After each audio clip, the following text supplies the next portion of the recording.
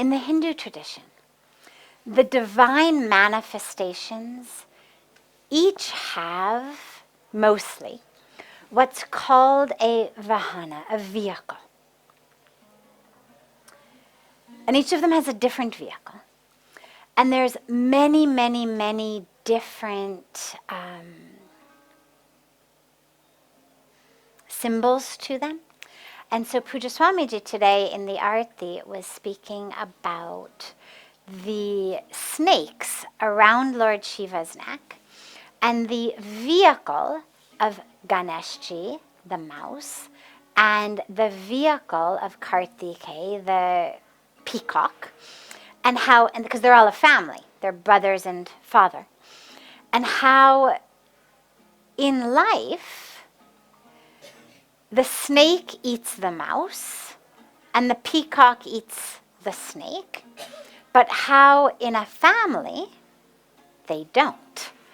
And how in our families, if we are eating each other all the time, how we lose the divinity, we lose the possibility, we lose the opportunity of actually that divine connection. Now, with Shivji, the tiger is just the asan that he actually sits on in that particular form, in the meditative posture. And it actually symbolizes many, many things. There are lengthy books and courses on the meaning of all of the different elements of so many of the different manifestations. So with Lord Shiva, the snakes and the tiger and the moon and the different aspects in his hands, and Ganeshji and his trunk and the mouse. So we could look at each of them, but specifically when you look at the tiger, so one of the meanings has to do with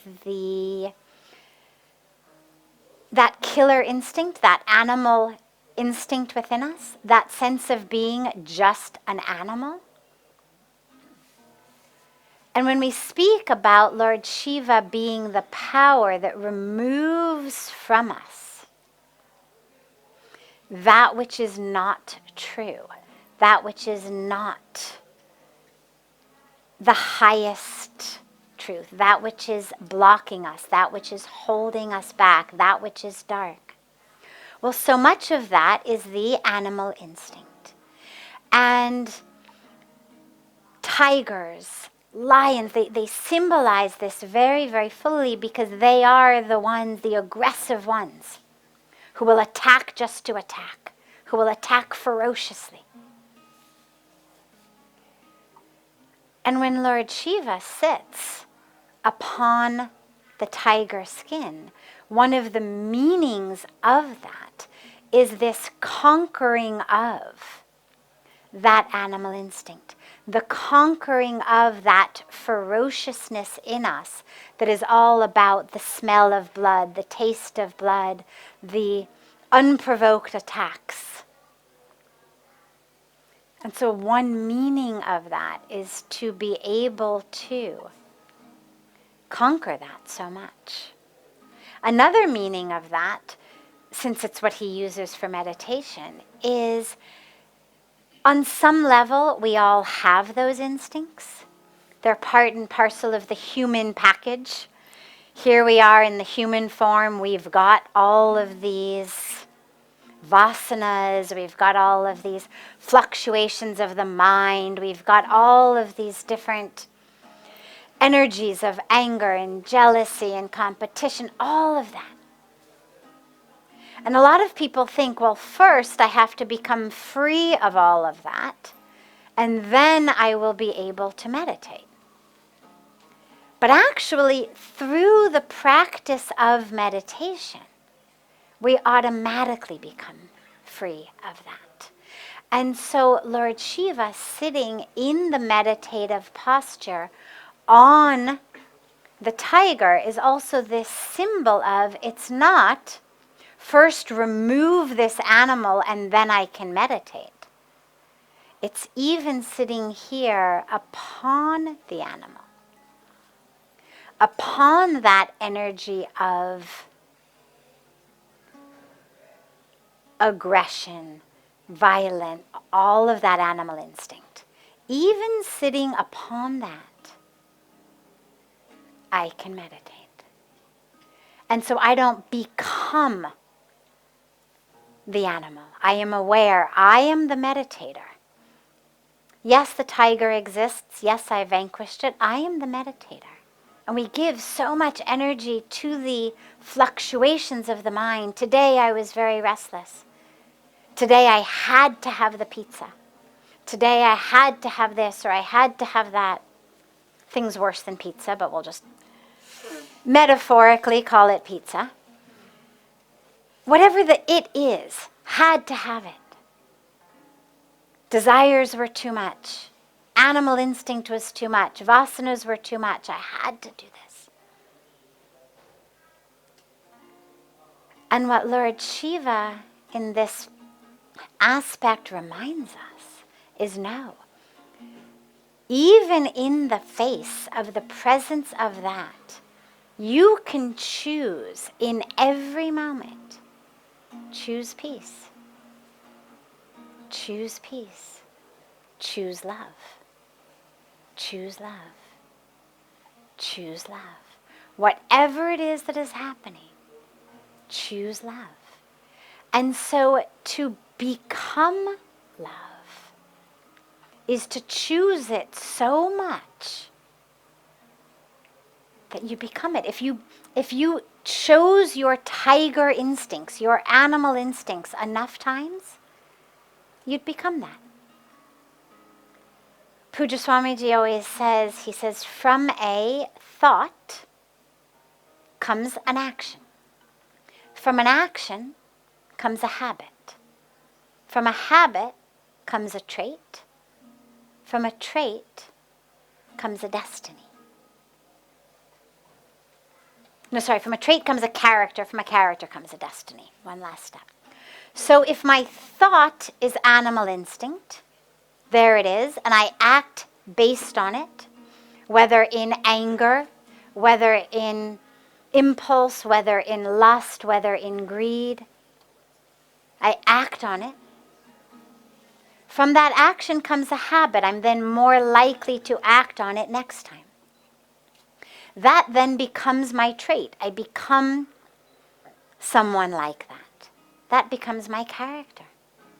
Like a tiger, like an animal.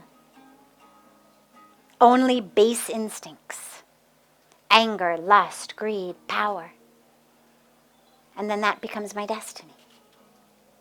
But if instead I have this beautiful thought of love, I want to be love, choose love, what that means is I'm going to choose those actions. Actions rooted in love. I'm not going to choose the actions rooted in anger or separation or animal instinct. I'm going to keep choosing it, keep choosing it, keep choosing it. And as you said so beautifully, that depression that you were suffering, that pain you were suffering came from that illusion of being not enough. And that's when I was speaking about the unripe fruit. The vast majority of us, tragically, vast majority of us move through the world with some sense of not enoughness. It was given to most of us in our childhoods. It's not our parents' fault. We live in a culture that is rooted in you are what you do, you are what you achieve. And so parents, meaning well, trying their hardest, they perpetuate that. And so we come home with an A on an exam and our parents say, oh, you're the best, come, sit in my lap. Lots of hugs, lots of kisses. You come home with a fail and suddenly no lap, no love, no cookies. Suddenly the face, all the love gets withdrawn. And what you learn is I'm not inherently, innately worthy of that love.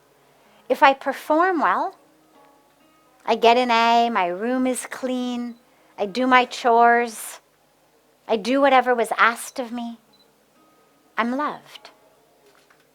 I don't perform well, I don't do what was asked of me, love is withheld. And so, in the name of just really good intentioned discipline, a lot of us move through the world with this sense of not enoughness. I'm not smart enough. I'm not good enough. We also get compared to others. Why can't you be like so-and-so? Look at so-and-so. You should be more like so-and-so. So we have this experience of not enoughness that we fill in our lives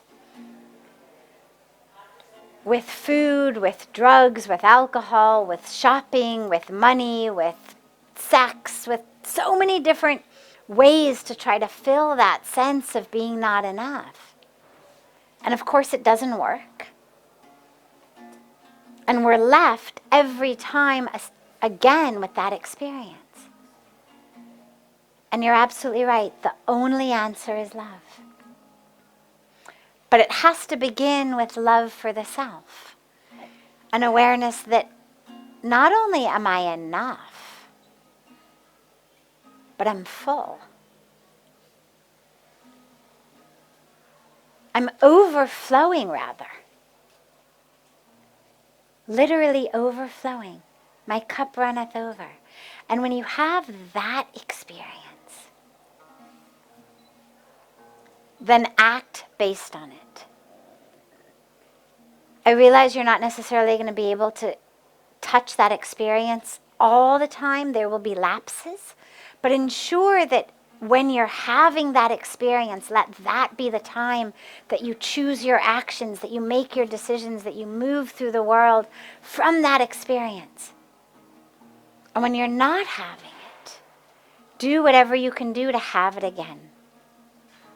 So that from those actions come your traits of moving as love. They become your habits, and then it becomes your character. And then it happens automatically. Your default way is love. It's beautiful. And there's always something to find to love. May not be exactly with the situation that has just presented itself. May not be necessarily with the words or the actions that have just been done. It may be with the smell of the rain that's falling at the same moment that you're being fired from your job. So it's not about that you have to be able to love your boss in the moment that you're being fired. Ultimately, yes, eventually that is a beautiful goal to hold out, of that experience of such full love that whoever, whatever, whenever, there's nothing but love.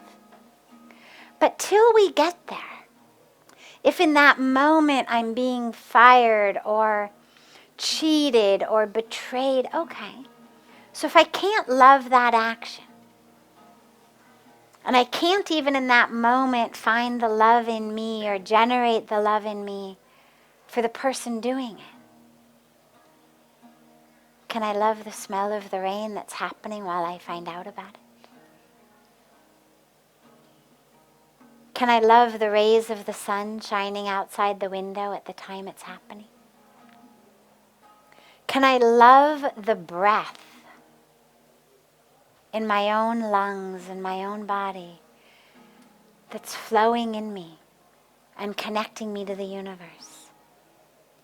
Can I love the way that the water feels as I take it in and connects me back with life on this earth? That water that has come from the ocean, evaporated into the clouds, carried and released in a river somewhere that is now in my glass.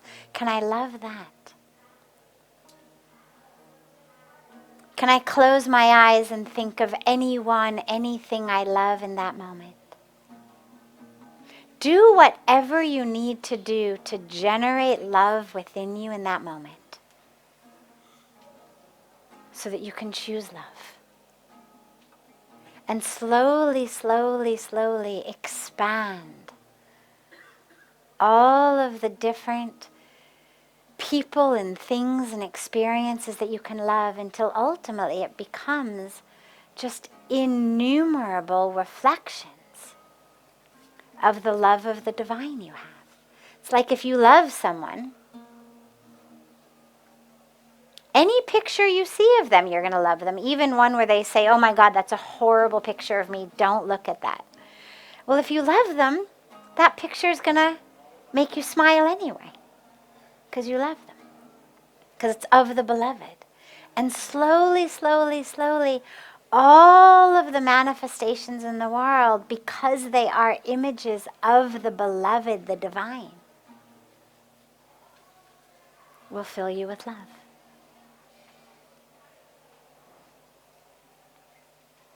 And until that happens, anchor yourself in the ones that do already.